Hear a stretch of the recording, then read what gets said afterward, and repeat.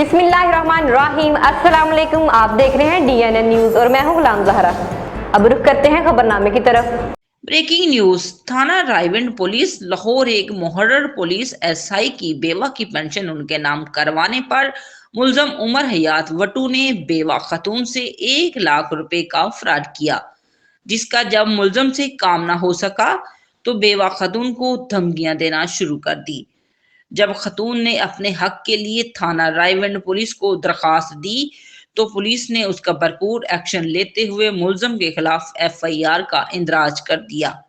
अब रायविंड पुलिस मुलजम की गिरफ्तारी के लिए सरगर्म अमल है। Report Shumaila Hashmi, DNN news Raiwind.